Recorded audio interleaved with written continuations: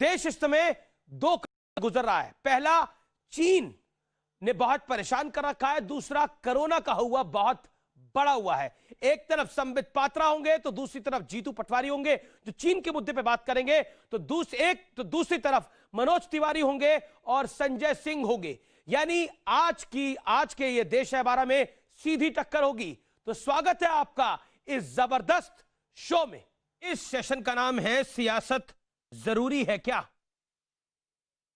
सवाल मैं ये इसलिए उठा रहा हूं क्योंकि वैसे तो सियासत होनी ही चाहिए और सियासत देश के लिए बहुत जरूरी भी है, आवश्यक भी है, लेकिन मुद्दा कि जैसे हालात देश में हैं, एक तरफ कोरोना की बड़ी गंभीर चुनौती है तो दूसरी ओर चीन का दुस्साहस। ऐसे में देश उम्मीद करता है कि ऐसे मुद्दों पर सियासत ना ही हो, सरकार और विपक्ष दोनों एक साथ खड़े हों, एक साथ देश के लिए लड़े।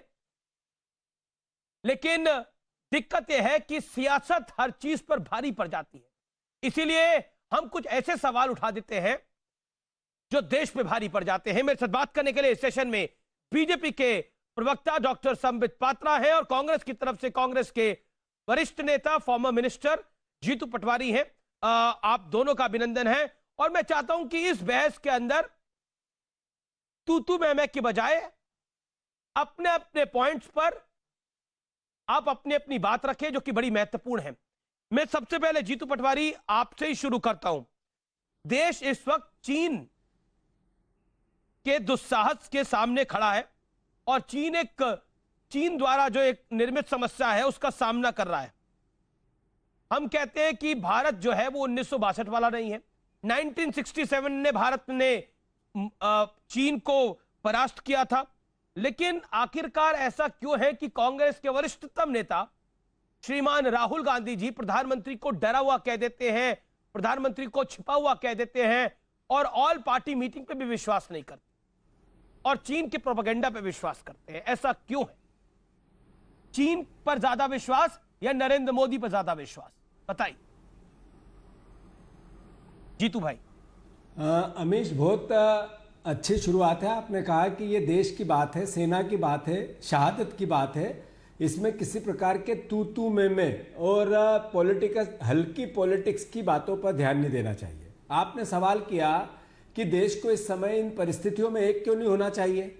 मैं आपसे और खासकर संबित जी से पूछना चाहता हूं कि राहुल गांधी जी ने एक ट्वीट किया था कुछ समय पहले। उन्होंने शाह जी को एक तरह से तंज कसते हुए ये पूछा कि क्या चाइना की सेना हमारे देश के अंदर, सीमा के अंदर है। तो मैं मानता हूं कि विदेश मंत्री ने, उस समय के रक्षा मंत्री ने और बीजेपी के कई बड़े नेताओं ने, उसमें संबित पात्रा भी है, उस बात के हंसी उड़ाने की कोशिश की थी। आज पूरे देश का पूरा ईमानदार जर्नलिज्म ये बात करना चाहता है कि देश में सीमा पर 20 जवानों की शहादत हुई, करीब 70 जवान घायल हुए, 10 क्रिटिकल है और देश के प्रधानमंत्री का वक्तव्य आता है कि सीमा पर किसी प्रकार का चाइना का 1 इंच पर भी कब्जा नहीं है और उसका क्लियर अभी आज फिर देश के प्रधानमंत्री के कार्यालय से आता है। मैं आपको बता दूं कि देश की संसद में विदेश राज्य मंत्री मुरलीधरन ने एक बयान में कहा कि लगभग 36,000 स्क्वायर मीटर पर चाइना का कब्जा है, रिकॉर्ड में है। यह कोई कांग्रेस का आरोप नहीं है। फिर आज कहा गया विदेश मंत्रालय की 43,000 स्क्वायर मीटर पर चाइना का कब्जा है और द हिंदू और कई अखबारों में छपा है कि लगभग 60,000 स्क्वायर मीटर पर चाइना का कब्जा है। चाइना कहता है कि जो घाटी है वो हमारी है और वहां के विदेश मंत्री ने वक्तव्य दिया, मंत्रालय ने वक्तव्य दिया, पूरा देश कहता है। उन्होंने कहा हमारी सीमा में आपकी सैनिक आए थे और हम पर हमला किया और देश के प्रधानमंत्री ने कहा कि हाँ, कोई किसी प्रकार की गतिविधि नहीं हुई। मैं मानता हूं कि ये सवाल देश के सवाल है। ये राहुल बिल्कुल आपकी बात वाजिब है, ये सवाल देश के सवाल है, लेकिन आपने कई मंत्रियों को कोट किया, संबित पात्रा को कोट किया, रक्षा मंत्री की बात करी। मैं आपसे एक निर्णायक सवाल पूछ रहा हूं, मैं आपसे एक निर्णायक सवाल पूछ रहा हूं और 10 से 15 सेकंड में इसका जवाब दीजिएगा, फिर मैं सेशन को ओपन करता हूं। डॉक्टर संबित पात्रा भी कहना चाहते हैं, सरकार के नुमाइंदे हैं, यानी जो पार्टी रूलिंग है उसके नुमाइंदे हैं, वो भी बहुत कुछ कहना चाहेंगे क्योंकि इस समय इस शो को भी ट्रैक किया जा रहा होगा चाइना के अंदर और विदेशों के अंदर। मैं आपसे बड़ा स्पष्ट रूप से पूछना चाहता हूं, प्रधानमंत्री का वाक्य अंतिम वाक्य होना चाहिए। जब प्रधानमंत्री ने कल ऑल पार्टी मीटिंग में बोला कि हमारा रत्ती भर भी, कोट एंड कोट रत्ती भर भी इलाका चीन के कब्जे में नहीं है। अक्साई चीन को आप छोड़ दो, ये प्रधानमंत्री ने नहीं बोला, वो 1962 में चला गया था, लेकिन रत्ती भर भी चीन के कब्जे में नहीं है। तो विश्वास क्यों नहीं होता? आज फिर पीएमओ ने उसी बात को बोला, सेना के अधिकारी कह रहे हैं। नहीं, आज पीएमओ ने आज, प्रधानमंत्री ने कल बोला, ऑल पार्टी मीटिंग में आज बोला, पर पीएमओ ने, मुरलीधरन जैसा मैंने कहा, उन्होंने कहा, ये कहा मार्च में कि 38,000 स्क्वायर मीटर पर भारत चीन का कब्जा है। तो मैं मानता हूं फिर आज पीएमओ ने वापस वो बात बोली। सवाल ये नहीं है कि पीएम का आखिरी वाक्य क्या होना चाहिए, हम देश के प्रधानमंत्री पर भरोसा करें या नहीं करें। ठीक है, आपने अपनी बात को रख लिया, पर देश भरोसा करे। जीतू वन मिनट जीतू, ये तो बिल्कुल वन साइडेड ही हो जाएगा। ये इस सत्र के अंदर हम कम से कम सरकार को भी मौका देंगे। सरकारी प्रधानमंत्री देश को विश्वास में लेके चले तब तो भरोसा करे। अगर देश के प्रधानमंत्री, देश के लिए हम बात करते हैं तो हमें भरोसे में ले, देश को भरोसे में ले, ये सवाल है, न कि सवाल विश्वास का, अविश्वास का है। देश को भरोसे में ले, देश के प्रधानमंत्री देश की जनता को भरोसे में ले। डॉक्टर संबित पात्रा, ये ऐसा कैसा भरोसा है? आपको भरोसा नहीं, उनको आप पे भरोसा नहीं। देखिए अमीश भाई, अभी जीतू पटवारी जी ने कहा कि राहुल गांधी ने अमित शाह जी के ऊपर एक चाइना को लेकर तंज करते हुए ट्वीट किया था और हम में से बहुत लोगों ने जवाब दिया और राहुल जी का मजाक बनाया। पहली बात तो मैं जानना चाहूंगा कि तंज क्यों किया? इतने गंभीर नेशनल सिक्योरिटी के इशू को लेकर क्या तंज करना चाहिए? और दूसरी बात है, जहां तक राहुल गांधी को हमने मजाक बनाया कि नहीं, मैं आपको स्पष्टतः कह दूं, राहुल गांधी को हमें मजाक बनाने की और आवश्यकता नहीं है। जो बनना चाहिए था वो बन चुका है पूरे देश में। हमने गंभीरता के साथ, आपने मेरे नाम को भी इसमें जिक्र किया था, मेरे प्रेस कॉन्फ्रेंस को आप दिखा सकते हैं, पूरे गंभीरता के साथ विषयों को पटल पे रखा गया कि कब कौन सा संधि हुआ था, किस प्रकार हुआ था और बिना जाने क्यों ट्वीट नहीं करना चाहिए। उस अपनी प्रेस कॉन्फ्रेंस के अंदर जो आपकी बड़ी विख्यात हुई प्रेस कॉन्फ्रेंस, उसमें आपने राहुल गांधी के ऊपर एक बड़ी टिप्पणी भी करी थी। बहुत सारी टिप्पणी की, एक बड़ी टिप्पणी नहीं, 5-6 बड़ी टिप्पणी की और उसको आज दोहराऊंगा भी, मगर मुझे आप मौका दीजिए। पहली बात है, प्रधानमंत्री ने कल हम सबको संबोधित करते हुए ऑल पार्टी के मीटिंग के पश्चात कहा कि कोई इंट्रूजन नहीं हुआ है, कोई पोस्ट हिंदुस्तान का छीना नहीं गया है। अब हिंदुस्तान की कैपेबिलिटीज बहुत बड़ी हैं, इंफ्रास्ट्रक्चर इंफ्रास्ट्रक्चर इंफ्रास्ट्रक्चर, इतना ज्यादा इंफ्रास्ट्रक्चर उन्होंने विगत कुछ सालों में डेवलप किया है कि आज पेट्रोलिंग करना बहुत सुविधाजनक हो रहा है और कोई भी चाइनीज जो पहले सोचता था कि वो आराम से चल के हमारे हिस्से में आ जाएगा, आज वो संभव नहीं है। प्रधानमंत्री ने दो टूक यह भी कहा कि मिलिट्री को हमने पूरी तरह से छूट दे दी है और डिप्लोमेटिकली भी चाइना को चेता दिया है कि भैया ये सब नहीं चलने वाला है। मेरी लिविंग मेमोरी में किसी प्रधानमंत्री ने चाइना को आज तक ऐसे शब्दों का प्रयोग नहीं किया था। जहां तक विश्वास का सवाल है, मैं हाथ जोड़ के एक बात कहना चाहता हूं, देश प्रधानमंत्री पर विश्वास करता था, देश मोदी जी पे विश्वास करता है और बिल्कुल जीतू भाई, आप एक बहुत सुलझे हुए व्यक्ति हैं, आप मन में जानते हैं देश मोदी जी पर विश्वास करता रहेगा। जहां तक राहुल गांधी जी की विश्वास की बात है, मैं राहुल गांधी जी को कन्विंस करने की कोशिश भी नहीं कर रहा हूं। आपको क्या लगता है जिसको डीजीएमओ के बात पर विश्वास नहीं है? डीजीएमओ ने जब कहा था कि हमने सर्जिकल स्ट्राइक किया तो राहुल गांधी ने कहा ये तो खून की दलाली है, ये तो झूठी बात है, सेना पॉलिटिक्स कर रही है। एयर स्ट्राइक को विश्वास नहीं। एक सेकेंड, एक आप रेस्पॉन्स लीजिएगा। बहुत समय तक मैंने जीतू भाई को सुना है, बहुत संजीदा व्यक्ति हैं जीतू भाई, हम दोनों लड़ेंगे नहीं, आराम से बात करेंगे, मैं कंप्लीट कर लूं।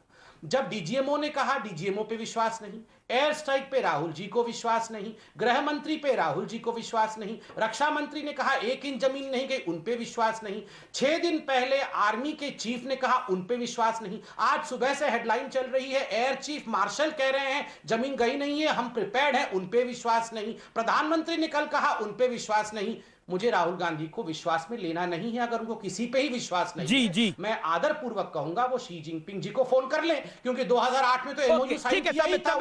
I heard you full. Let me get Jitu Patwari. Jitu Patwari, Sambit Patra जिस प्रेस कॉन्फ्रेंस को आपने कोट किया उसमें उन्होंने बोला, sorry to say Rahul ji, you are the most irresponsible politician India has ever seen, यानी सबसे इररिस्पॉन्सिबल राहुल पॉलिटिशियन है राहुल गांधी।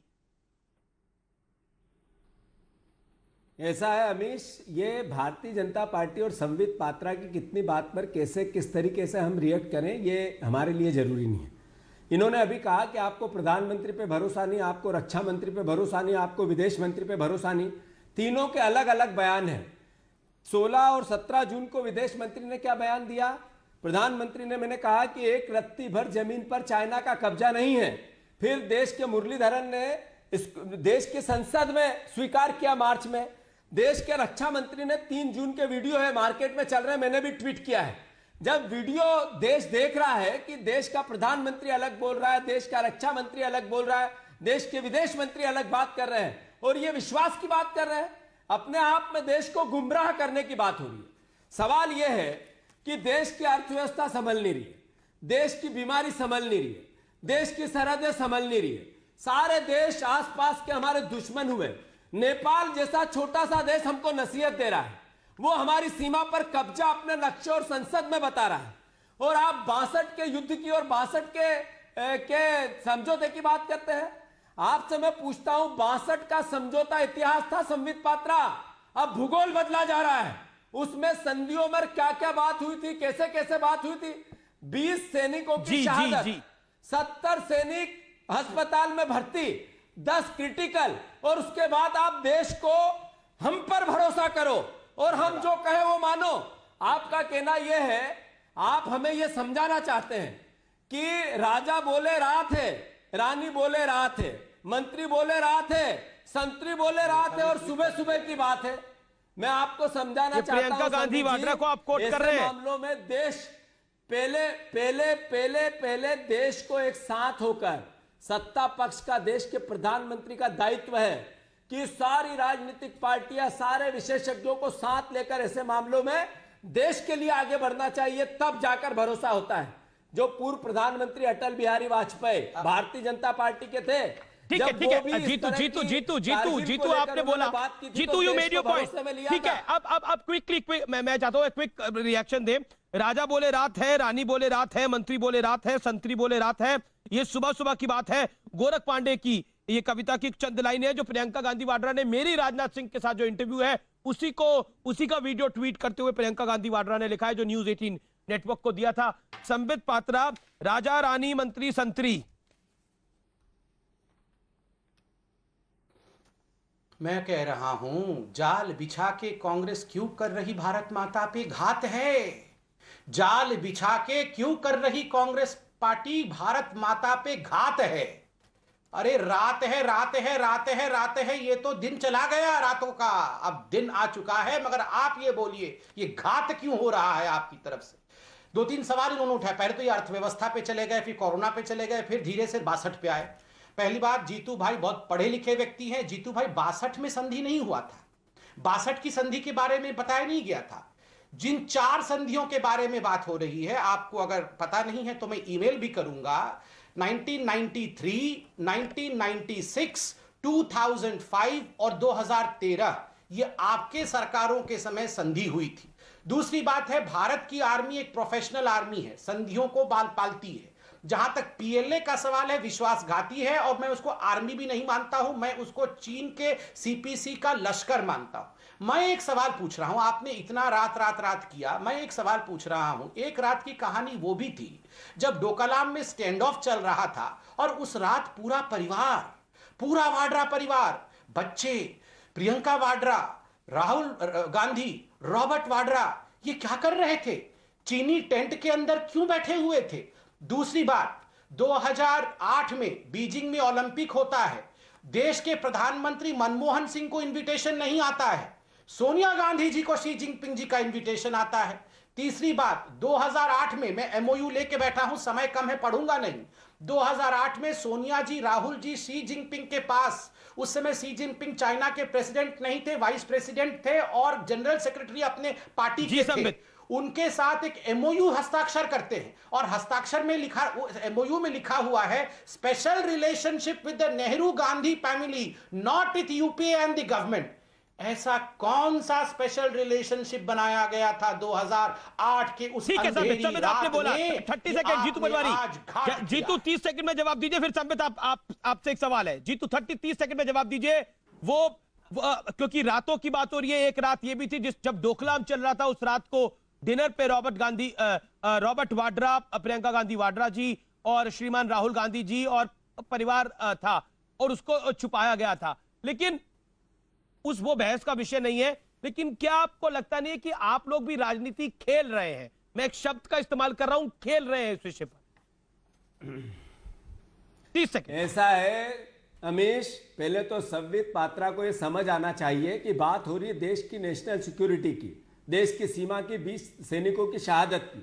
इसमें कहां से वाड्रा परिवार कहां गया, कहां आ गया? 18 बार देश के प्रधानमंत्री चाइना के राष्ट्रपति से मिले हैं, 18 बार। इसका भी सवाल के उत्तर आपको याद होना चाहिए। आपने समझौते की बात की, सन बताए। आपने अटल बिहारी वाजपेयी ने 2003 में भी चाइना से बात की थी, इसमें सीमा विवादों को हल करने के लिए एक प्रतिनिधि सभा की बात की थी। मैंने अटल बिहारी वाजपेयी को कोट किया है। बात है देश की शहादत की, देश की सीमाओं की रक्षा की, विदेश नीति की, आसपास के देशों से हमारे संबंध की। और आप बात करते हैं एक परिवार को कहां डिनर हुआ, कहां लंच हुआ, वो क्यों गए, क्या नहीं गए। ये देश को भ्रमित करना नहीं है तो क्या है? और ये देश की आंखों में धूल झोंकना नहीं है तो क्या है? संबित मेरा सवाल आ रहा है। ओके, 50 सेकंड है। जीतू पटवारी 50 सेकंड है। संबित मेरा सवाल है, कल प्रधानमंत्री ने कहा चीन हमारी सीमा में नहीं है, लेकिन विपक्ष सवाल पूछ रहा है कि चीन हमारी सीमा में नहीं है तो फिर सैनिक शहीद क्यों हुए, कहां हुए, फिर बातचीत क्यों हो रही है, फिर उन खबरों का क्या मायने हैं जिनमें कहा जाता है कि चीन पीछे हट रहा है? क्योंकि चाइना ने बोला गलवान वैली हमारी है, वो बड़ी सीरियस बात है, उसमें डिनर डिप्लोमेसी गांधी परिवार की जो भी हो, लेकिन सरकार में आप हैं, रॉबर्ट वाड्रा सरकार में नहीं है, सरकार में संबित पात्रा आपकी पार्टी है, प्रियंका वाड्रा सरकार में नहीं है, मैडम गांधी सरकार में नहीं है, राहुल गांधी जी सरकार में नहीं है, सरकार में संबित पात्रा आप हैं, अमित शाह जी गृह मंत्री हैं, डिफेंस मिनिस्टर राजनाथ सिंह और प्रधानमंत्री नरेंद्र मोदी जी हैं। इस पर जवाब देना पड़ेगा। सरकार में हम हैं, मैं समझ गया, इतना समझाने की जरूरत नहीं है। सबके बयान अलग अलग है, समझ गए, सबके बयान अलग अलग है। मैं जवाब दे रहा हूं। जीतू पटवारी सवाल पूछा, जवाब आने दीजिए ना, बड़ा सवाल है। देखिए पहले तो गंभीरता से इसका, पहले तो आप एक अमेंडमेंट कर लीजिए अपने स्टेटमेंट में। आपने कहा विपक्ष ये सवाल पूछ रही है। सॉरी सर, विपक्ष नहीं पूछ रही है, कांग्रेस और कम्युनिस्ट पार्टी पूछ रहे हैं। आई एग्री विद यू, क्योंकि Congress party all party meeting में कांग्रेस पार्टी ने इस रात को छेड़ा। आई एग्री विद अमीश भाई, आपको थोड़ा समय देना पड़ेगा मुझे। बिल्कुल, थैंक यू अमीश भाई। कल देखिए एनसीपी ने भी सवाल उठाए राहुल के सवालों के ऊपर, इसलिए केवल कांग्रेस पूछ रही है। मैं फिर भी बहुत ही संजीदगी के साथ, आपने कहा घुसी नहीं थी तो फिर हम शहादत क्यों हुआ, किसको मारा, क्या मारा, मैं इसका बिल्कुल टेक्निकल उत्तर जो आज प्रधानमंत्री के ऑफिस से रिलीज हुआ है वो दे रहा हूं, क्योंकि देश को जानना चाहिए। देखिए एक एलएसी है, दो चीज है, आप समझ लीजिए, बॉर्डर और एलएसी दोनों में फर्क होता है। बॉर्डर के अंदर घुसपैठ हुआ है कि नहीं? बिल्कुल हुआ है। बॉर्डर के अंदर घुसपैठ 1959 से हुआ है। अक्षय चिन्ह में, जिसको मैं अक्षय चिन्ह नहीं कहता हूं, मैं अक्षय हिंदुस्तान कहता हूं, उसको ले लिया चाइना ने, मतलब उस पर कब्जा करके बैठा है, हमें वो वापस लेना है। दूसरा है एलएसी, जो LAC line of actual control होता है, क्या उसके अंदर घुस गई थी और हमारे जमीन को लूट लिया था? नहीं, मैं समझाता हूं क्या हुआ था। ये अलोंग दी एलएसी, जो एलएसी है, जो चाइना के साइड की जमीन है, उसमें चाइना ने बिल्डअप किया। एलएसी के पास एक एरिया होता है जिसको कहा जाता है एरिया ऑफ डिफरेंट परसेप्शन। ये एक बहुत छोटा सा एरिया होता है। इस एरिया ऑफ डिफरेंट परसेप्शन में चाइना ने बिल्डअप को बढ़ाया और वहां कुछ परमानेंट स्ट्रक्चर इरेक्ट करने की कोशिश की। भारत ने इस पे ना केवल ऑब्जेक्शन किया, जब ऑब्जेक्शन के बाद समझौते को भी दरकिनार करते हुए विश्वासघात करने की कोशिश की पीएलए ने और इरेक्ट स्ट्रक्चर करने की कोशिश की एरिया ऑफ डिफरेंट परसेप्शन में, हमारे जाबाज सिपाहियों ने वहां पे जाके उन्हें मुंह की चटाई, उन्हें मुंह की खिलाई। 40 से अधिक पीएलए के जो नापाक लोग थे उनको मारा और एलएसी को सुरक्षित रखा। अमीश भाई, मैं एक सवाल पूछ के अंत कर दूंगा। अमीश भाई, ठीक है, प्रोपेगेंडा राहुल गांधी चला रहे हैं, जीतू पटवारी चला रहे हैं, प्रियंका गांधी वाड्रा चला रही है, चाइना प्रोपेगेंडा चला रहा है कि गलवान हमारा है। बताइए क्या कह रहे हैं आप? चाइना ने चलाया प्रोपेगेंडा आज सुबह 10 घंटे के लिए। अमीश भाई एक सेकंड अमीश भाई, मैं एक हिंदुस्तानी होने के नाते मैं आपसे पूछता हूँ, गलवान हिंदुस्तान का है? क्या हिंदुस्तान ने गलवान को सरेंडर कर दिया या गलवान चाइना का है? पहले आप उत्तर दीजिए प्लीज। भारत का है, इसमें किसी को शक क्या होगा? भारत का है और हमें क्या सेना पर आपको पूरा लगता है कि विश्वास गलवान को भारत ने क्या आपको लगता है कि हमारी सेना ने गलवान को सरेंडर कर दिया है? आपको लगता है? नहीं, क्यों ऐसा लगेगा? लेकिन लगता है आप जरा जवाब कांग्रेस को क्यों नहीं सेटिस्फाई कर पा रहे? राहुल एक गांधी का सेकंड tweet आया। मैं कंप्लीट कर लूं, मैं कंप्लीट कर लूं प्लीज। अमीश भाई प्लीज। जीतू भाई मैं आपको बहुत पसंद करता हूं, आप एक अच्छे व्यक्ति हैं, अच्छा बोलते भी हैं। जीतू भाई, मैं एक बीजेपी के प्रवक्ता के नाते नहीं, मैं ऐसे ही पूछ रहा हूं आपसे, आपको क्या लगता है भारत की सेना ने गलवान को सरेंडर कर दिया है? क्या गलवान चाइना का है? आपको क्या लगता है? आप भूल जाइए आप चाइना, आप कांग्रेस के प्रवक्ता हैं, आप सिर्फ एक हिंदुस्तानी के नाते, मेरे भाई के नाते बताइए, आपको क्या लगता है? आपको लगता है कि इंडिया की आर्मी ने गलवान को सरेंडर कर दिया है? ऐसा लगता है क्या आपको? आप प्लीज बताइए आज यहाँ। आप जरा चुप हो तो मैं बताऊं। मैं चुप संबित ही हूं। आपसे एक सवाल पूछता हूं, थोड़ा देर के लिए भूल जाओ कि आप बीजेपी के प्रवक्ता हैं। जीतू भाई, ईमानदारी मैंने से एक सवाल बताओ पूछा, कि पहले देश उत्तर, के- उसके बाद एक सवाल। मिनट, समीर, जीतू भाई, मैंने एक सवाल मैं पूछा। उत्तर दूंगा, मैं नहीं, उत्तर ना, दूंगा, पहले मैं उसका उत्तर दूंगा, फिर मैं अमीर आपका जरा इनको सवाल शांत दूंगा। करो, शांत उत्तर। नहीं, ये जीत कैसी? ये देश हमारा है, सबको मिलकर जीतू भाई, सेना मैं इतने बढ़िया के तरीके साथ से खड़ा होना है। आपको तो भाई, जीत आपको कैसी? जी बोल रहा ये हूं। जीत कैसी आप कि मेरे मैं को तो उत्तर जी भी दूंगा, नहीं बोल रहे फिर हैं, आप तुम जवाब तड़ाक भी देंगे? करने लगे हो। नो, मेरे आप पहले मेरा उत्तर दो। अनुरोध यह है संबित जी, हम सब देशभक्त हैं, सब इस जी, देश बताइए। के लिए अपना एक एक कतरा बहाना चाहते हैं। मैं आपसे ये पूछता हूं कि देश के अच्छा। 20 सैनिक शहादत हो गई, 10 सैनिक क्रिटिकल है, उसके बाद देश के प्रधानमंत्री, देश के विदेश मंत्री, देश के रक्षा मंत्री के बयान 3 अलग अलग आते हैं। तो देश का आम जनता सवाल पूछना कौन सा लगा? चाहिए या नहीं पूछना चाहिए, ये बताओ। ठीक है, बताओ जरा, ठीक है। उत्तर अब दो आप मेरे इसका। प्रश्न का उत्तर आप दो, भूल फिर मैं जाओ जवाब कि आप बीजेपी के हैं, मैं उत्तर आप दूंगा एक ना। इंसान जैसी बात करें। नहीं, मैं भूल गया, मैं उत्तर दूंगा। आपको एक प्रश्न पूछा, आप उसका उत्तर दे दो ना, मैं इसका उत्तर दे रहा हूं। आप पहले उत्तर दे दो जो प्रश्न मैंने पूछा। गलवान घाटी सरेंडर हो गया भारत है, का आपको हिस्सा लगता है, गलवान घाटी भारत का हिस्सा थी। इंडियन आर्मी ने और सरेंडर कर अंतिम दिया है? सांस तक अखंड भारत इंडियन के आर्मी ने रूप सरेंडर में कर दिया है? किसने का? इंडियन आर्मी ने मैं सरेंडर तो कर आपसे दिया है? सवाल, इंडियन देश के आर्मी ने विदेश- सरेंडर कर दिया है? देश मैंने एक सवाल पूछा अमीश भाई, देश मैं के इनके विदेश सवाल का मंत्री ने- जवाब नो नो दूंगा। नो नो मैं देश इनके के विदेश सवाल का मंत्री ने जवाब संसद दूंगा। में एक कहा सेकंड, कि जीतू भाई, 36,000 स्क्वायर जीतू फीट भाई, जमीन जीतू पर चाइना का भाई, this कब्जा is है। not the way, आज जीतू पीएमओ भाई। ने कहा कि आप ऐसे तो नहीं 43,000 हो पर रहे थे। चाइना आप का शांति से कब्जा डिबेट कर है। रहे तो थे। फिर आप कैसे? शांति से डिबेट कर रहे थे जीतू भाई, ऐसा नहीं। जीतू भाई हाँ। शांति से। जीतू भाई, मैं आगे भी आपके सवाल करूंगा, का जवाब आगे भी दूंगा, promise करूंगा, करता हूं। शांति से ही करूंगा। मैं नहीं, एक सेकंड, बिल्कुल। मैंने आपसे एक सवाल पूछा, क्या आपको लगता है कि इंडिया की आर्मी ने गलवान वैली को सरेंडर कर दिया है चाइना को? आपने इसमें हाँ या ना कोई जवाब नहीं दिया। मैं जवाब दे दीजिए, मैं जवाब देता हूं आपके प्रश्न। मेरे देश की सेना जिस दिन मतक के राजनीतिक लोगों का बन गया, उस दिन चाइना के हर हिस्से पर, वो 62 वाली या देश की स्वतंत्रता वाली सेना नहीं है, ये सेना आज की है। तो मैं मानता हूं कि हर देशवासी को फक्र है, मेरे भाई, पार्टी इतना को भी लंबा फक्र छोड़ने है, की आवश्यकता नहीं हर है। सरकार ने, हर सेना को। जीतू भाई, मैंने हाँ, और आपसे ना एक क्या सिंपल होती है? सवाल पूछा, आपको क्या लगता है गलवान वैली हमारी आर्मी ने सरेंडर कर दिया है, हाँ या ना? इतना कुछ बोलने की आवश्यकता नहीं है। सरेंडर किया है क्या? मैं आपसे सवाल ये कर रहा आपको क्या हूं लगता है? कि देश के विदेश मंत्री नहीं, ने नहीं, नहीं, और जीतू भाई, देश के जीतू भाई, प्रधानमंत्री यहाँ ने नहीं, नहीं, ना, वक्तव्य ना। दिया कि तू इधर 43,000 की बात ना स्क्वायर कर। मीटर पर तू चाइना इधर का उधर की कब्जा बात है। न कर, बता कारवां लूटा है कि नहीं लूटा है, बस इधर उधर की बात ये कर, आप बता बताओ, कारवां लूटा है ये कि आप नहीं लूटा है, बताओ कि बताओ ये आप। जो चाइना में गलवान 20 वैली सैनिकों को की क्या शहादत सरेंडर हुई कर या दिया नहीं है हुई? या नहीं किया है? एक मैं सबका जवाब सैनिक दूंगा। का आपको पिता पहला प्रश्न मैंने पूछा आपस था, में बात करते हुए कहता है कि 2,000 लोग आए और हम पर हमला कर दिया। अब प्रश्न पूछने के लिए मैं बीच में आ जाऊं। आप दोनों ने एक दूसरे से प्रश्न पूरे पूछ लिए हो, जवाब मिल गए हो, तो मैं आऊं बीच में। एक सेकंड अमीश भाई, मैं कंप्लीट कर लूं। अमीश भाई, ये प्रश्न पास भी कर सकते हैं। इनको अगर उत्तर नहीं देना है, ये बोल दे मैं ये प्रश्न पास करता हूं, मैं इनके प्रश्न का उत्तर दे। मैंने उत्तर दिया, ये पास कर दे। मैंने उत्तर ये दिया। बोलो। एक सेकंड दिया है? नहीं, आप ही जीतू पटवारी बोल दीजिए, गलवान भारत का हिस्सा है, तो आप बोल दीजिए हाँ, इसमें क्या दो राय है? सरेंडर किया है या नहीं किया है? भारत ने सरेंडर किया है कि नहीं किया, इस पे बोल मैंने दीजिए। सवाल पूछा कि इंडिया, ये तो आप ओके बताओ। ओके, बोल तब मैं दीजिए। शांत होइए ना, जीतू का आंसर देने दीजिए, मैं जवाब ले रहा हूं। मैंने तो बोल दिया है। ये तो देश को 1 मिनट अमीश मैंने बता दिया है देश को तो। उत्तर संबित मांग रहे हैं, ये देश का सवाल का उत्तर सरकार देगी। ये देश का आर्मी पर हम सबको भरोसा क्या लगता है? गर्व मैंने आपको पूछा। और मैं समझता हूँ एक एक हिंदुस्तानी को। नहीं, मुझे अमीश लगने का क्या सवाल है, अब हो गया इसमें तो मैं तथ्य क्या है? देश बताए, सरकार बताए, ये तथ्य क्या है, सरकार बताए। इसमें एक आम नागरिक कैसे दे सकता है उत्तर इसका? ठीक, चलिए ठीक। अमीश भाई, मैंने बहुत प्यार से बिना चिल्लाए हुए जीतू भाई से सवाल पूछा था कि क्या आपको लगता है कि देश की मिलिट्री ने गलवान वैली को सरेंडर कर दिया। उन्होंने उत्तर नहीं दिया, मगर मुझसे एक प्रश्न पूछा कि ये देश बताए कि मिलिट्री ने सरेंडर किया है कि गलवान वैली सरेंडर नहीं किया है।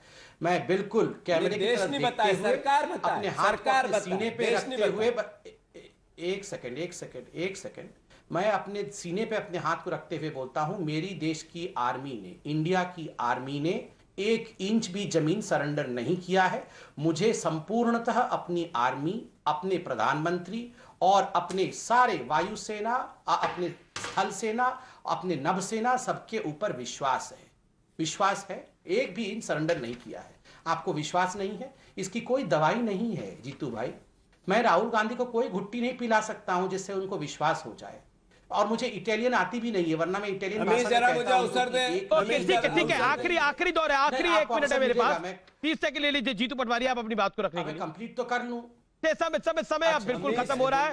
अगला दो अखबारों की अमीश दो अखबारों की फ्रंट पेज की हेडलाइन आज की है, द हिंदू की, और ये दैनिक भास्कर मध्य भारत में बहुत बड़ा अखबार है उसका लिखा है, चीन ने हमारे 10 सैनिकों को छोड़े पर जमीन नहीं छोड़ने पर अड़ा।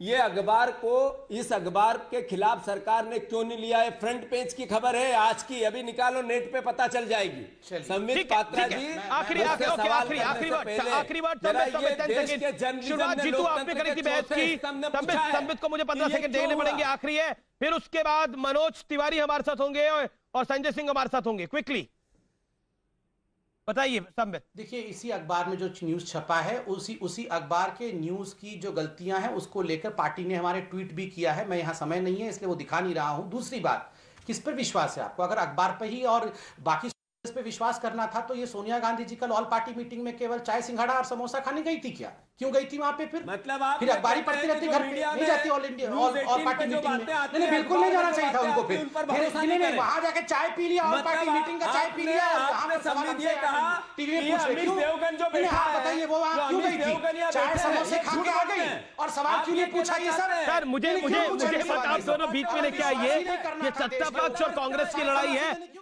ये बीजेपी और कांग्रेस की लड़ाई है। आप तमाम लोगों का बहुत बहुत शुक्रिया मेरे साथ जुड़ने के लिए, ज्वाइन करने के लिए। Thank you so much, pleasure having you all. आपका बहुत बहुत शुक्रिया। और अब मेरे साथ 2 और मेहमान हैं जो कि दोनों धाकड़ हैं, दोनों जबरदस्त हैं।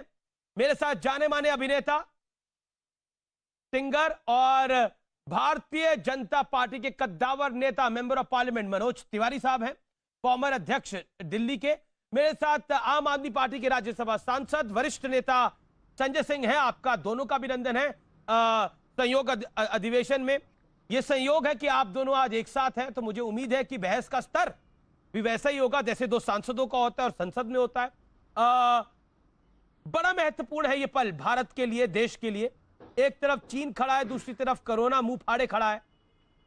ऐसे वक्त में सियासत का काल ऐसा है जो खत्म होने का नाम नहीं ले रहा। मनोज तिवारी, मैं शुरुआत आपसे करता हूं। आपसे मैं जानना चाहता हूं 50 सेकंड के अंदर, 1 मिनट के अंदर, जितना भी समय आप लें, क्या आप कहना चाहते हैं सियासत जरूरी है इस कोरोना काल में? नहीं, बिल्कुल नहीं अमीश जी, सियासत बिल्कुल जरूरी नहीं है। इस समय कोरोना में लोगों के प्राण बचाना जरूरी है, लेकिन इसमें पूरे कोरोना संकट में सबसे जो बड़ी समस्या रही है, जो दिल्ली का जो हेडलाइन रहा है कि खाने के बिना भागते हुए मजदूर, बेड के नाम पे झूठा आंकड़ा प्रस्तुत करना, टेस्टिंग के लिए तड़पती हुई दिल्ली, कोरोना टेस्टिंग के लिए हॉस्पिटल्स की लिस्ट में गड़बड़ी, जो लिस्ट दी गई है वो हॉस्पिटल को पता ही नहीं कि मैं कोरोना अस्पताल हूं, उसकी तैयारी नहीं, वो बोलता है हमारा अभी बनेगा वार्ड तब करेंगे। हमारा वर्ल्ड लेवल स्वास्थ्य व्यवस्था दिल्ली का अचानक मोहल्ले लेवल का भी नहीं रहा। हमारी दिल्ली में मुख्यमंत्री जी घर से बाहर नहीं निकले और देश के गृह मंत्री सड़कों पे दिखते हैं, उसे अस्पतालों में दिखते हैं, जहां की दुर्दशा जगजाहिर हो जाती है। 10 लाख किचन का पता लगाती हुई दिल्ली और दिल्ली के सांसद घूमते रहे। 10 लाख काढ़ा बीजेपी बांट रही है, मास्क बीजेपी बांट रही है, सैनिटाइजर बीजेपी बांट रही है। तो फिर एक बात सवाल तो उठता है कि आखिर दिल्ली की सरकार क्या कर रही है। और राशन के नाम पे जो केंद्र सरकार राशन देती हो, राशन नहीं मिला, ऐसी जो दिल्ली की तस्वीर बनी है, जो दिल्ली का ये हेडलाइन बना है, वो दिल्ली के लिए हर व्यक्ति की तरफ से एक सवाल खड़ा किया है। लेकिन फिर भी हमने यही कहा, संजय सिंह जी को भी कहा, अरविंद केजरीवाल जी को भी कहा कि हम इस संकट में आपका साथ देना चाहते हैं, हम कोई राजनीति नहीं करना चाहते हैं। इसीलिए हमने बहुत सारी ऐसी चीज करी जो आज के शो में हम बताएंगे, जो दिल्ली को जानना बहुत जरूरी है। जी संजय सिंह जी, आपसे मैं सवाल पूछना चाहता हूं और बिना लाग लपेट के मैं कुछ आंकड़े बता देता हूं। दिल्ली में अब तक कोरोना वायरस से करीब 53,000 से ज्यादा मरीजों की पुष्टि हो चुकी है। कोरोना से मरने वालों की संख्या 2,000 के पार हो चुकी है। भविष्य को लेकर खुद मनीष सिसोदिया ने जो अनुमान दिया वो बहुत डराने वाला है पूरे देश को। क्या दिल्ली इस खतरे के लिए तैयार है और इसका जिम्मेदार कौन? संजय जी। देखिए, पहली बात तो ये कि आपका एक सवाल है कि कोरोना के इस महासंकट पे क्या राजनीति होनी चाहिए। देखिए, एक वैश्विक महामारी है। आज सिर्फ हिंदुस्तान नहीं, पूरी दुनिया के सबसे शक्तिशाली देश कहे जाने वाले अमेरिका हो, इंग्लैंड हो, ब्रिटेन हो, इटली हो, जर्मनी हो, फ्रांस हो, दुनिया के तमाम शक्तिशाली देश इसके चपेट में आ चुके हैं। और अगर आप भारत की स्थितियां देखेंगे, दिल्ली की स्थिति देखेंगे, मुंबई की स्थिति देखेंगे, तो आपको यह स्वीकार करना पड़ेगा कि दिल्ली और मुंबई दो ऐसे शहर हैं जहां पे सबसे ज्यादा जनवरी से लेकर मार्च तक फ्लाइट्स आई। यानी कोरोना संक्रमण फैलने की सबसे अधिक संभावना, सबसे अधिक खतरे के चपेट में दिल्ली रहा। अब आपने सवाल पूछा कि हमारी तैयारी क्या रही, हमने किया क्या दिल्ली में। आपके सामने आरोपों की झड़ी लगा दी गई ये कहते हुए कि हमें राजनीति नहीं करना है। लेकिन मैं बड़ी विनम्रता पूर्वक पूछना चाहता हूं, ये आंकड़े हमने अपने घर में नहीं बनाए, ये आंकड़े टाइम्स ऑफ इंडिया में प्रकाशित आंकड़े हैं और आज की तारीख में इससे भी संख्या बढ़ चुकी है। दिल्ली हिंदुस्तान का पहला राज्य है जहां पर 15,000 प्रति मिलियन टेस्टिंग हो रही है। दूसरे नंबर पर तमिलनाडु है 7400, राजस्थान 6200, कर्नाटका 5400, महाराष्ट्र 4400, गुजरात 3500, बंगाल 2500, मध्य प्रदेश 2300, उत्तर प्रदेश 1500, बिहार 769 पर मिलियन। यह हमारी टेस्टिंग का रेशियो है। उसके बावजूद आप कह रहे हैं टेस्टिंग यहां पे नहीं हो रही है। दूसरी बात, आपने कहा कि यहां पर अव्यवस्थाओं का अंबार है। अरे भाई, आप अगर फैटलिटी रेट में भी देखेंगे दिल्ली को, अहमदाबाद में प्रति मिलियन 118 लोगों की जान जा रही है, दिल्ली में 32 लोगों की जान जा रही है। यह हमारे लिए दुखद है। हम दिन रात लगे हुए हैं एक भी व्यक्ति की जान ना जाए। आपकी भूमिका क्या है? क्या ऐसे संकट के समय में आपको हमारे साथ नहीं खड़ा होना चाहिए? ठीक है सर। 3500 बेड एमसीडी के हैं, एक भी कोविड को डेडिकेटेड नहीं। बस सुन लीजिए अमीश जी, थोड़ा टाइम दीजिएगा। 3,500 बेड को एमसीडी के हैं, एक भी बेड कोविड को डेडिकेटेड नहीं। सेंट्रल गवर्नमेंट के पास 13,000 बेड हैं, उसमें से कुल 2,000 बेड आपने कोविड के लिए दिया। स्टेट गवर्नमेंट के पास 10,000 बेड है, हमने 4400 बेड कोविड के लिए दिया। आज आपने सवाल उठाया बेड की। आप जब मैं आपसे बात कर रहा हूं अमीश जी, उस वक्त भी 46% बेड हॉस्पिटल्स के अंदर खाली है। अगर हमने तैयारी नहीं की तो बताइए बेड कैसे खाली है?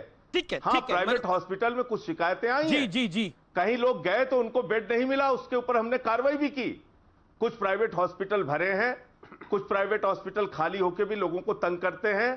तो टेस्टिंग में हम सबसे ज्यादा, बेड हमारे यहां सबसे ज्यादा खाली, हम लोगों को प्लाज्मा थेरेपी जैसी बेहतरीन चिकित्सा सुविधा देके उनकी जान बचाने की कोशिश कर रहे हैं। 1 करोड़ लोगों को राशन दिल्ली की सरकार ने बांटा, 5-5 हजार रुपए ऑटो वालों को, मजदूरों को उनके खाते में दिया। पेंशन, ये एक संवाद है, मुझे लग रहा है कि एक one on one interview type का हो रहा है। सारे अपनी बात को प्रयास रख के लिया संजय जी। आप कह रहे हैं हमने दिल्ली में कुछ किया नहीं। ठीक है, ओके। मनोज तिवारी ये कह रहे हैं हमने दिल्ली में तो बहुत कुछ करा, इन्होंने तो लगभग 3.5-4 मिनट का एक जवाब दे दिया। एक सेकंड संजय जी। मनोज तिवारी, क्या आप लोग सियासत कर रहे हैं, केंद्र में आपका रुख कुछ और है और दिल्ली में सियासत का कुछ और रुख? अमीश भाई, मैं बड़ी विनम्रता से संजय भाई से पूछना चाहता हूं कि अगर दिल्ली से जाता हुआ मजदूर ये बोलेगा कि हमें खाने को नहीं मिल रहा है इसलिए हमें जाना पड़ रहा है, तो इसको तो उठाना हमारा काम है। फिर ये बताना हमारा काम है कि केंद्र सरकार ने कैसे हमारे दिल्ली के लिए 690 करोड़ रुपया जनधन अकाउंट वालों को डायरेक्ट दिया, ये बताना पड़ेगा। 836 करोड़ रुपया कैसे हमने उज्ज्वला गैस के रूप में दिल्ली को दिया, उसी दिल्ली जिसको संजय जी प्रतिनिधित्व कर रहे हैं। 243 करोड़ दिव्यांग वरिष्ठ विधवा को पेंशन में हमने दिया, यहां पे दिल्ली में डायरेक्ट उनके अकाउंट में, हमको बताना पड़ेगा। 768 करोड़ का राशन दिया गया। और मैं एफसीआई का चेयरमैन भी हूं दिल्ली का इस समय, इसलिए मैं संजय भाई को, वैसे मैं, ये राजनीति नहीं है। राजनीति तो उसको कहते हैं कि आपने काम किया लेकिन हम स्वीकार करने को तैयार नहीं हैं, इसको राजनीति कहते हैं। और अगर हम गलत उसमें बयानी कर रहे हैं, लेकिन ऐसा क्या कारण था कि जब अमित शाह जी एलएनजेपी हॉस्पिटल गए तभी 169 नए टेस्टिंग सेंटर खुल गए? ऐसा क्या था कि जब अमित शाह जी सड़क पे आए तभी 15,000 रोज टेस्टिंग शुरू होना हो गया? ऐसा क्या था कि ये जो रैपिड एंटीजन डिटेक्शन जो टेस्ट है इसको हमने फ्री ऑफ कॉस्ट कर दिया? ऐसा क्या था कि हमने दिल्ली को 7,32,429 N95 मास्क दिए, फिर भी संजय भाई ने धन्यवाद नहीं दिया? हमने पीपीई किट 4,41,000 दिए। मनोज जी, आपने संजय भाई का धन्यवाद लेने के लिए सब कुछ किया था। एक सवाल मेरा भी मनोज जी आपको, क्या संजय भाई के धन्यवाद के लिए आपने ये सब कुछ किया था? तो संजय भाई अभी दे देंगे धन्यवाद? नहीं, ये नहीं, बात धन्यवाद की नहीं है जी। राजनीति वही होती है कि आपने कुछ किया लेकिन हम उसको मानने को तैयार नहीं है। हम संजय जी को तो हमने लेटर दिया था, हमने केजरीवाल जी को लेटर लिख के दिया, हम आपके साथ पूरी सहायता करके चलना चाहते हैं। और संजय भाई सामने ही है, हम लोगों को 10 लाख किचन का एड्रेस नहीं मिला, खैर छोड़िए, वो पुरानी बात हो गई। आज नई बात है, आज की बात करते हैं। हम कभी भी निगेटिव पॉलिटिक्स में नहीं जाना चाहते, भारतीय जनता पार्टी का ये प्रण है, इसलिए हमने वही बताया है जो कि कर सकते थे। जैसे हमने संजय भाई को बोला था कि भाई अगर आप ऐसे हॉस्पिटल का जिक्र कर दो जो हॉस्पिटल में बेड ही नहीं है, वो कहता है हमारा बेड बन के तैयार होगा 2 महीना बाद, ठीक है, और वो 2 महीना बाद बनने वाले का लिस्ट में आ गया नाम, तो हम उनको शेयर करते हैं। हमारा दिल्ली सरकार से मैं प्रदेश अध्यक्ष था तब भी, आज हमारे नए प्रदेश अध्यक्ष के नेतृत्व में भी हम लोग काढ़ा बांट रहे हैं अगर घर घर, तो ये राजनीति थोड़ी है। मास्क बांट रहे हैं, राशन बांट रहे हैं, लेकिन हाँ दिल्ली सरकार को ये बोलेंगे, जैसे भैया ने बोला ना, संजय भाई ने बोला कि एमसीडी का अस्पताल क्यों नहीं लिया? अरे एमसीडी को फंड ही नहीं दिया दिल्ली सरकार ने। और मैं ही मनोज तिवारी हूं, इसी शो में मैंने कहा था कि आप हमारे एमसीडी के मैक्सिमम हॉस्पिटल लेकर के ऑपरेट करें, ये तो आपको करना था। We are ready to give our hospitals, ये हमारा कहना है। उस पे अगर हम बात कर रहे हैं तो ये राजनीति नहीं है। और धन्यवाद की बात ये है कि संजय भाई को, हालांकि उन्होंने धन्यवाद दिया भी एक बार, अमित शाह जी आए तो उन्होंने धन्यवाद दिया, हम उसके लिए धन्यवाद करते हैं। लेकिन हम भी कभी कभी धन्यवाद देते हैं, हम भी कहते हैं कि भाई आप जो टीवी पे अनाउंस कर रहे हो वो ग्राउंड पे हो जाए, हमारे तरफ से धन्यवाद है जी। संजय जी, एक आरोप आपने कि आप लोग प्रचार ज्यादा कर रहे हैं, काम कम कर रहे हैं, इस पर आप क्या कहना चाहते हैं? क्योंकि ये कांग्रेस पार्टी का भी आरोप है, हालांकि कांग्रेस पार्टी के कोई नुमाइंदा नहीं है यहाँ पर, और ये भारतीय जनता पार्टी का भी आप पे आरोप है कि प्रचार ज्यादा है, काम कम है और दिल्ली की हालत बद से बदतर हो रही। देखिए, पहली बात तो ये कि कुछ स्पेसिफिक मामले उन्होंने उठाए हैं, मैं उसका जिक्र कर दूं। जी। एलएनजेपी हॉस्पिटल में जहां गृहमंत्री जी गए, मेरी बात मत मानिए, ना मनोज तिवारी जी की बात मानिए, वहां के एमएस ने खुद कहा कि वहां की व्यवस्थाओं पर और वहां के डॉक्टर्स और नर्सेस के प्रयासों को देश के गृह मंत्री ने सराहा, उनका उत्साहवर्धन किया। इसलिए वहां अव्यवस्थाओं का अंबार है, तो 2000 लोग वहां से ठीक होके कैसे गए? आप कहते हैं हमने 690 करोड़ रुपए दे दिया, उज्ज्वला योजना भी जो आपकी बहुत पुरानी योजना है उसको भी इसी में आपने गिनवा दिया, आपने जनधन योजना जो आपकी पुरानी योजना है उसमें उसको भी आपने इसमें गिना दिया, और आपने प्रवासी मजदूरों की बात कही। मैंने तो आपको कई बार कहा था कि आप जाके रसोइयां चेक कीजिए, 10 लाख लोगों की रसोई चल रही है कि नहीं चल रही है, और टीवी चैनल ने उसका रियलिटी चेक किया जमीन पे जाके और दिखाया भी कि 10 लाख लोगों की रसोइयां दोनों वक्त के लिए चल रही हैं। आपने सवाल एक उठाया प्रवासी मजदूरों का, बहुत अफसोस होता है, सरकार का नहीं था। क्या हुआ है प्रवासी मजदूरों के साथ? हमारे यूपी बिहार के उन प्रवासी मजदूरों के साथ क्या हुआ? श्रमिक ट्रेनों में उनको भेजा गया, 40 ट्रेनें रास्ता भटक गई। जो ट्रेन बस्ती जानी थी वो गाजियाबाद आ गई, जो पटना जानी थी वो पुरलिया चली गई, जो गोरखपुर जानी थी वो उड़ीसा चली गई। आपने सुना हिंदुस्तान के रेलवे के इतिहास में कभी ऐसा हो? 80 से ज्यादा लोग ट्रेनों में भूख से, अव्यवस्थाओं से, बीमारी के कारण मर गए, गर्मी के कारण। आपने इस देश के अंदर प्रवासी मजदूरों को, उन करोड़ों लोगों के साथ वो व्यवहार किया है जिसके लिए इतिहास आपको कभी माफ नहीं करेगा। मनोज जी मर गए रास्ते में चलते चलते। जी जी जी, समय कम है और मुझे लगता है सवाल कई सारे। इत्तेफाक है कि आप दोनों पूर्वांचल से आते हैं और पूर्वांचल के प्रवासियों पर खूब राजनीति हुई, और 65 बसें क्यों हुआ कोरोना के दौर में? देश के वो भी नागरिक है, अपने तरफ से सहयोग करके हमने भेजी है लोगों को। जी जी, ओके, खुद से साथियों से चंदा लेके, सहयोग लेके। मनोज तिवारी, पूर्वांचल से तो आप भी आते हैं, उनको लेकर राजनीति खूब हुई, पूर्वांचलियों को लेकर। ये बिल्कुल, वो राजनीति बिल्कुल गलत थी।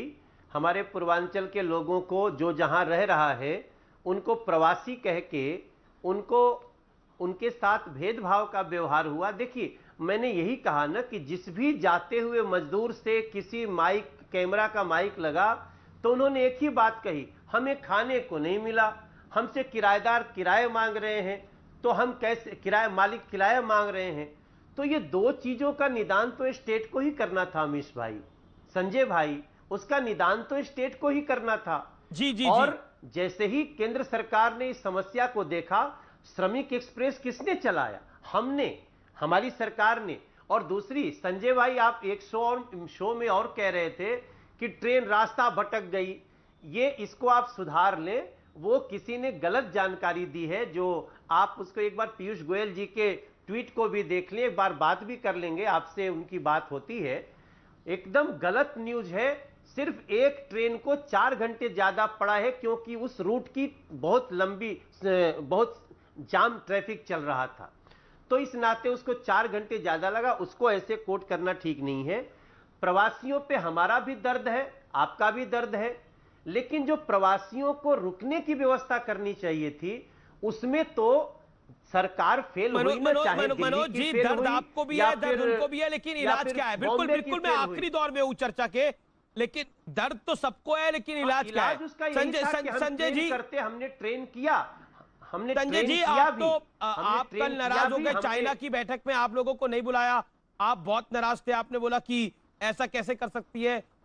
उसमें सरकार ने बोला कि एक संख्या होती है, कांग्रेस भी उसी रूल को फॉलो करती थी, देश में सारी सरकारें उसी रूल को फॉलो करती हैं, दिल्ली से लेकर, केंद्र से लेकर राज्यों तक।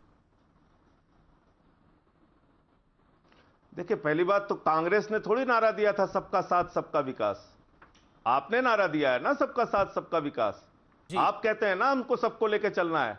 कांग्रेस जिस नियम पे चलती रही तो उनको तो हटा दिया देश की जनता ने, आप उसी लकीर पे क्यों चल रहे हैं?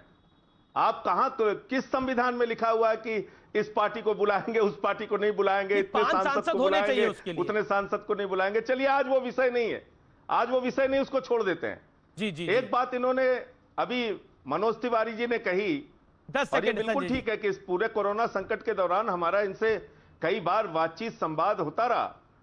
आप मुझे बताइए, आप कह रहे हैं कि सब कुछ दिल्ली में तब बदल गया जी, जब जी, यहां जी। पे अमित शाह जी उतरे, और आपके एक माननीय सांसद प्रवेश वर्मा जी कह रहे हैं कि जब से अमित शाह जी उतरे तब से जी, आम जी, आदमी पार्टी जी, वालों संजय को जी। कोरोना हो रहा है, वो अस्पताल में भर्ती हो जा रहे हैं। जी जी संजय जी, आप मेरे पास समय नहीं है, मैं 15 सेकंड मनोज तिवारी जी आपको दे सकता हूं। 15 सेकंड, लास्ट वर्ड, 15 सेकंड मैं गिन के 15 सेकंड। मैं प्रार्थना करता हूं कि कोरोना जिसको भी हो, कोरोना तुरंत ठीक हो जाए। सत्येंद्र जी को हुआ है, उनको जल्दी ईश्वर स्वस्थ करे। लेकिन मैं आज संजय भाई आपसे एक निवेदन करना चाहता हूं। हमारे ministry of health and family welfare ने जी, जी। 277 करोड़ रुपया दिल्ली को दिया है इस कोरोना संकट में।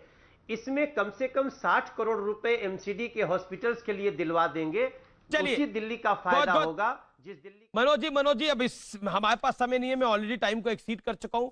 आप दोनों हमारे साथ जुड़े, उसके लिए आपका बहुत बहुत शुक्रिया। नमस्कार।